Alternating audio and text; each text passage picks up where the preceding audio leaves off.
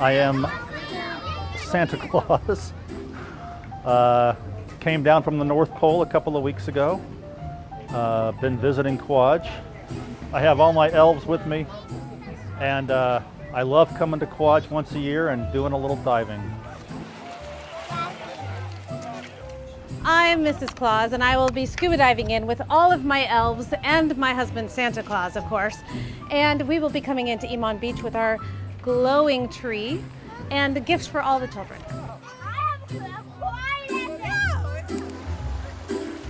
Merry Christmas! Merry Christmas! Merry Christmas!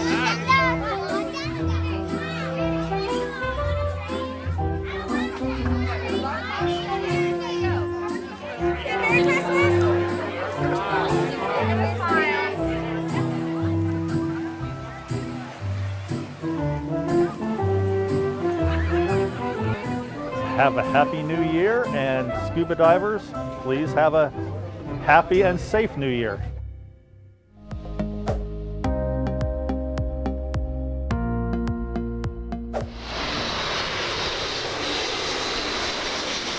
Some very special cargo dropped down on Kwajalein via a C-17 February 12th.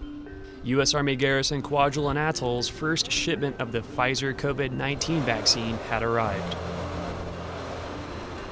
The vaccine's destination was, of course, the hospital, where the garrison's own Command Sergeant Major helped make the delivery.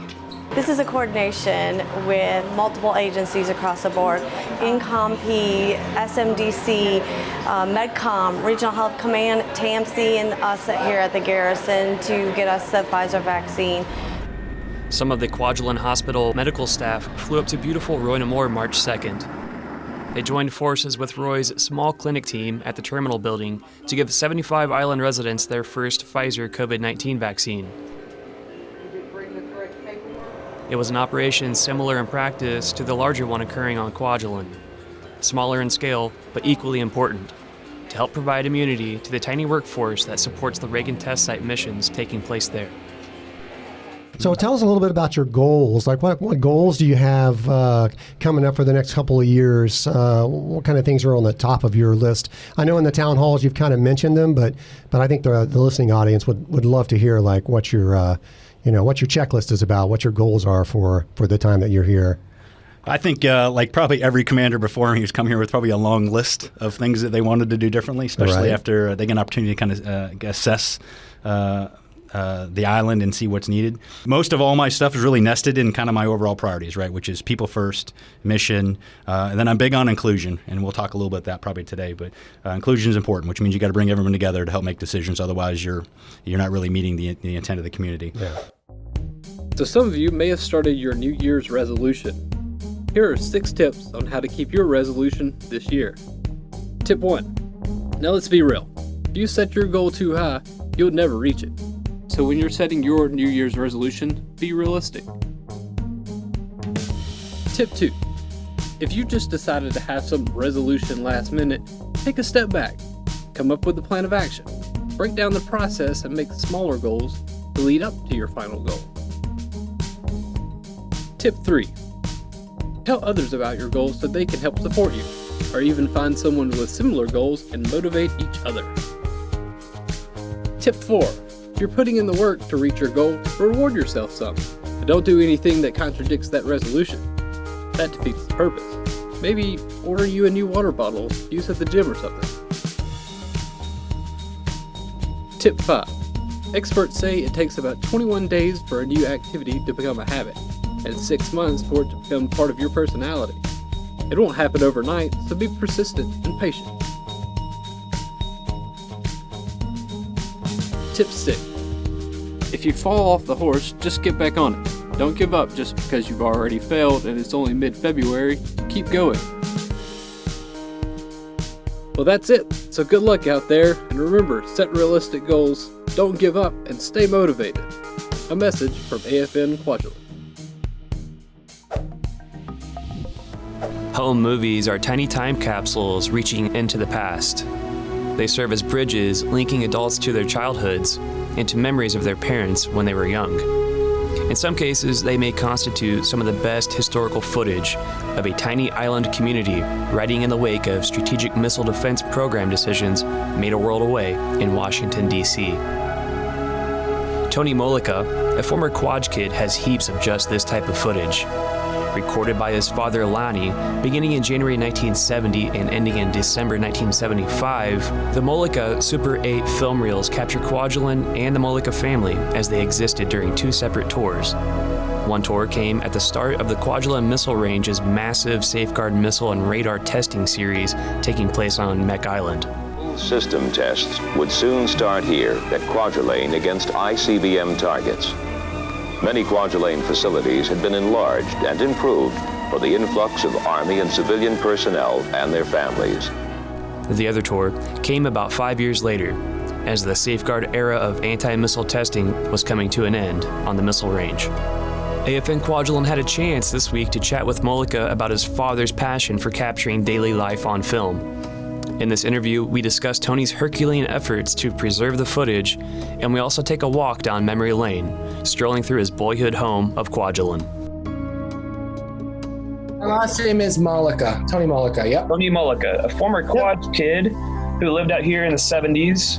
I did. He has a small mountain of film that his father recorded throughout the years, and it captures a unique history of Kwajalein Island and the people that lived on the island during that time. My dad was kind of a World War II generation, born in the 1920s. And in his generation, having a camera was actually a special thing. Everybody's got a camera on their hand today.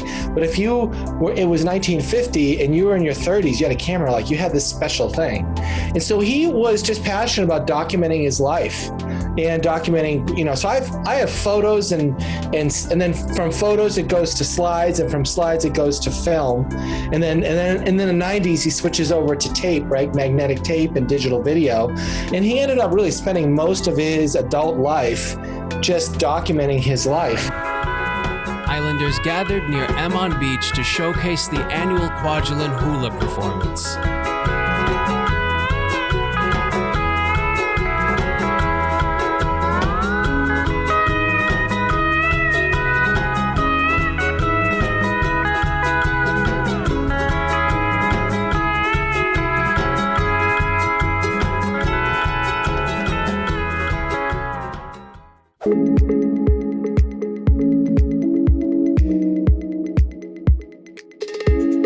Kwajalein came together to celebrate the graduation of 21 high schoolers and to make sure they were set out into the world with only the best wishes. Graduation week is a big deal on Kwaj, and festivities consist of the baccalaureate, the graduation ceremony, and the graduation party. Various gifts were presented to students, including chapel coins and 22 different scholarships.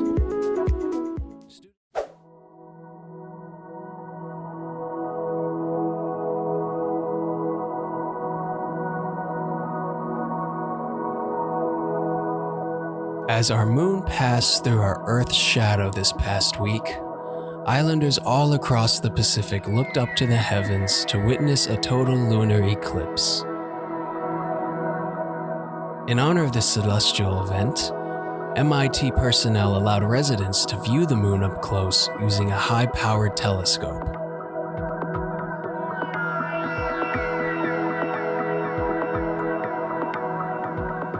A lunar eclipse occurs when the moon's orbit, along with its orbital tilt, line up with the Earth's shadow, or umbra.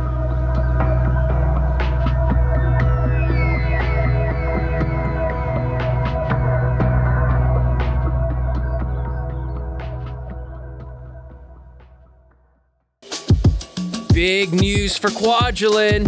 Emon Beach has a slide now.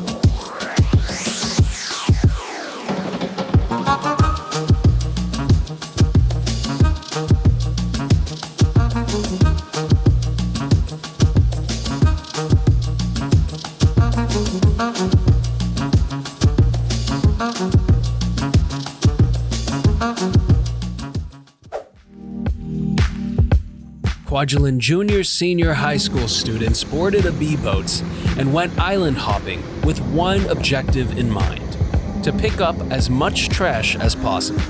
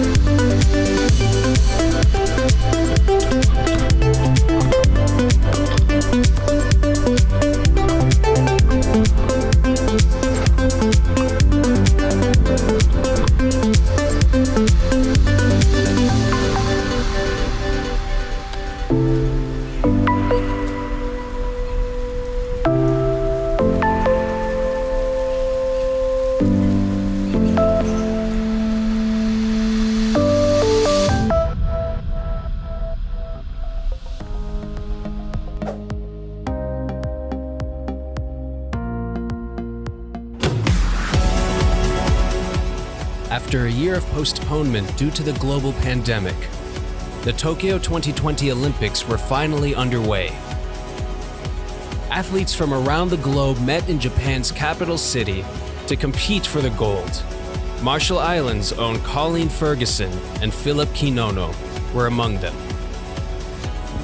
I'm super happy and honored that I was able to represent the Marshall Islands again, and I hope to continue maybe in future swim meets. We'll see about that one. Right, Amy? Right. It was a great experience. I'm glad I was in a position to be able to represent as the chef de mission, and I am really proud of our swimmers and our coaches and our Marshall Islanders. And it was a great experience. It was an amazing experience. Different, but amazing.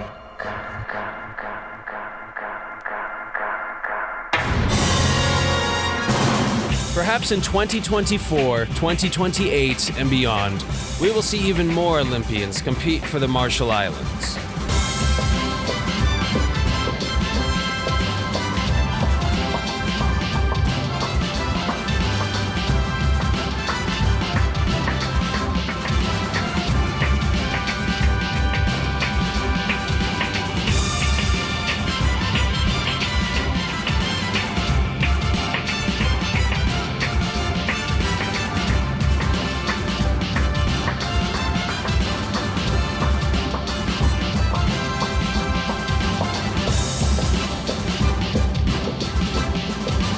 Months of training were put to the test as 27 solo contestants and 7 teams prepared to take on Kwajalein's annual Rustman triathlon.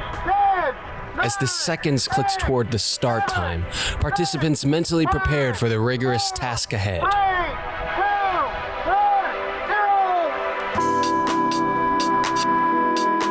The triathlon began with a 1-kilometer swim.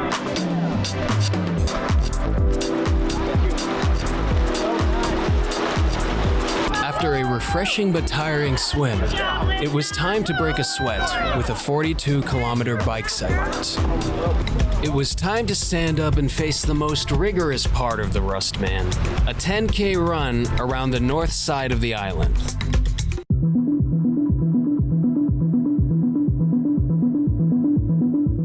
Supportive friends and families stood on the sidelines encouraging runners as they made their way closer to the finish.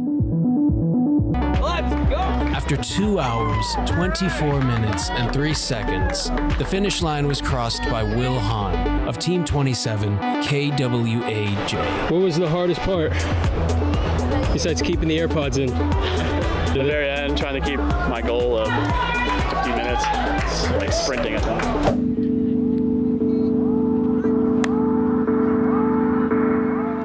Islanders hit Brandon Field one last time for the season to battle it out during the Kwajalein softball finals.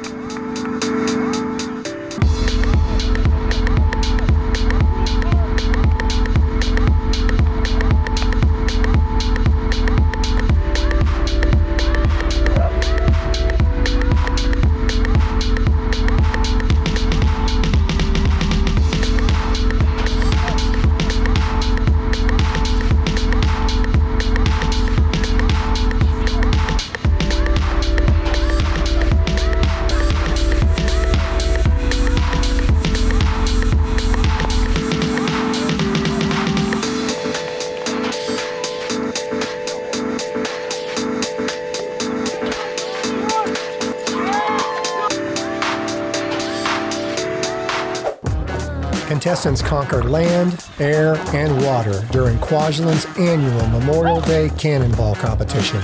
Good times were had by all. Come on, ball for the win.